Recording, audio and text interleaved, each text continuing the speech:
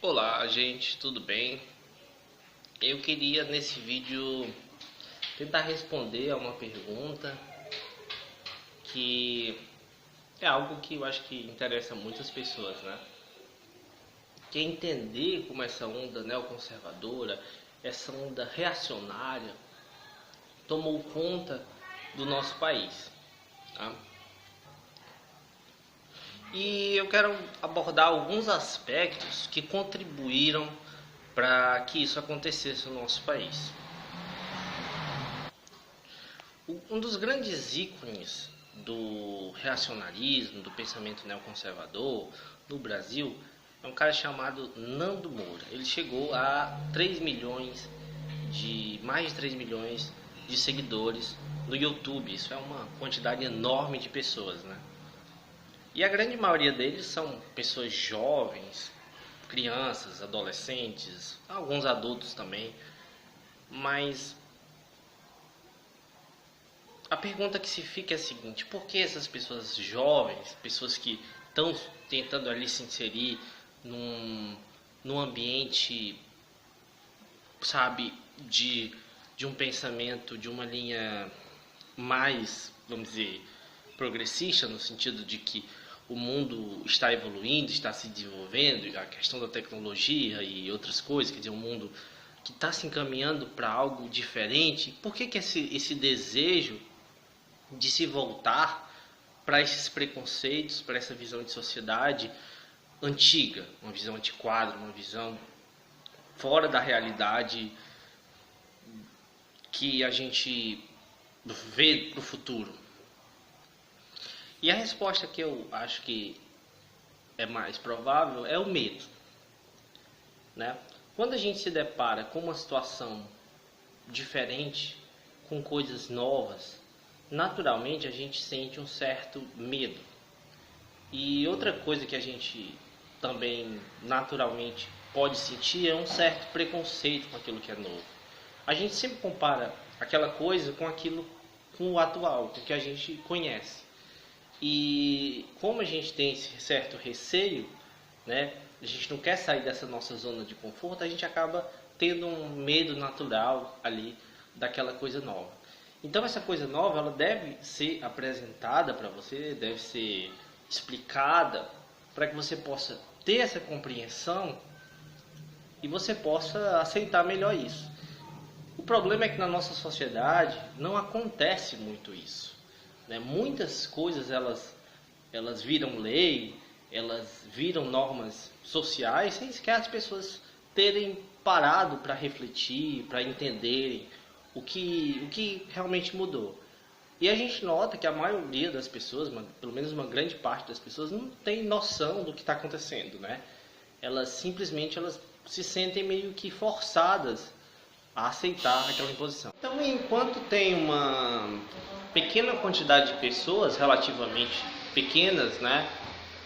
Um percentual pequeno de pessoas estão tentando compreender tudo que está acontecendo, a complexidade, as novas tecnologias, as novas leis, por que cada uma delas acontecem, a grande maioria está totalmente confusa, querendo entender, mas sem ter os elementos básicos, que a gente sabe que a educação básica no Brasil ela precisa melhorar bastante, ela tem uma série de problemas, principalmente a educação pública, que a maioria tem acesso a esta, ela tem uma série de problemas. Então, a grande maioria da população fica sem compreender o que acontece e tem um certo receio, um certo medo, um certo afastamento disso. E durante muito tempo se ignorou isso. Se ignorou todo esse problema. E a população foi simplesmente se deixando levar pela mídia, pela grande mídia, pelas instituições que ela estava ali seguindo, geralmente igrejas, alguma coisa assim, e o resto, né, que seriam livros, né, técnicos, cursos, universidades, isso ficava restrito e ainda é restrito a uma minoria, né, a uma quantidade de pessoas que representam um percentual pequeno em relação à gigantesca população brasileira. Então muitas dessas pessoas guiadas ali por esse pensamento simplista, acabam se deixando levar por pessoas como Nando Moura, como Olavo de Carvalho, como os outros, que são negacionistas e que provocam um medo, né, um sentimento de rejeição dessas mudanças que ocorrem no mundo. Isso é fácil acontecer justamente porque essas pessoas não têm compreensão do que está acontecendo. Então, eles estimulam já esse medo natural que essas pessoas têm dessas mudanças. Daí o perigo de pessoas como Nando Moura, como Olavo de Carvalho. Mas cabe também a gente fazer uma reflexão sobre o que gera isso tudo, né? Sobre esse afastamento das pessoas do pensamento filosófico, do pensamento científico, do pensamento mais apurado, da reflexão mais crítica, né? E se deixam levar pela grande mídia ou por youtubers como Nando Moura, como Olavo, entre tantos outros, né? A gente pode ver, claro, como uma coisa muito boa, com certeza é uma coisa boa, que o YouTube tenha ali tirado a monetização do canal do Nando Moura, né? Isso demorou muito para acontecer, é uma crítica que a gente deve fazer também ao Nando Moura. Afinal, ele já conseguiu mais ou menos o que ele queria, né? Ele conseguiu enriquecer bastante através do YouTube, conseguiu fazer a mente de milhões de pessoas e conseguiu ajudar a eleger o Bolsonaro e a elevar a categoria do Olavo de Carvalho, né? Hoje ele é visto ali, hoje ele é apresentado como um grande filósofo, um grande pensador. Então, ele já fez um mal enorme para a sociedade brasileira. Na verdade, ele potencializou um problema que já existe.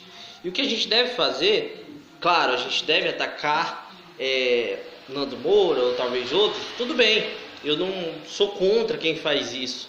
Só que a gente deve começar também a analisar a raiz do problema. É aí que muita gente não quer fazer, porque mexe com o interesse de muitos.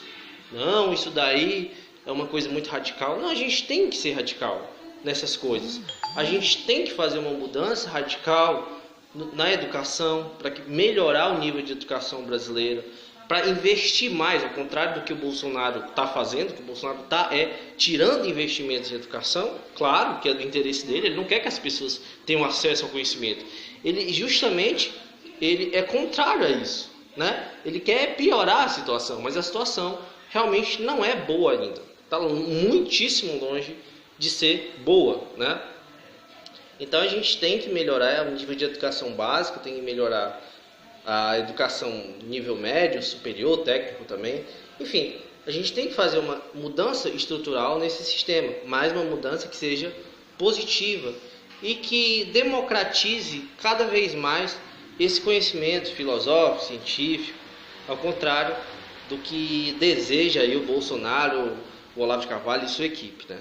Então, mais do que comemorar o fato do Nando Moura ter perdido a monetização, talvez consequentemente acabar o seu canal, não sei. Mas a gente deve começar também a ver a raiz desse problema e começar a atacar a raiz desse problema. E é isso que eu gostaria de deixar aqui como recado. Obrigado a todos e até mais.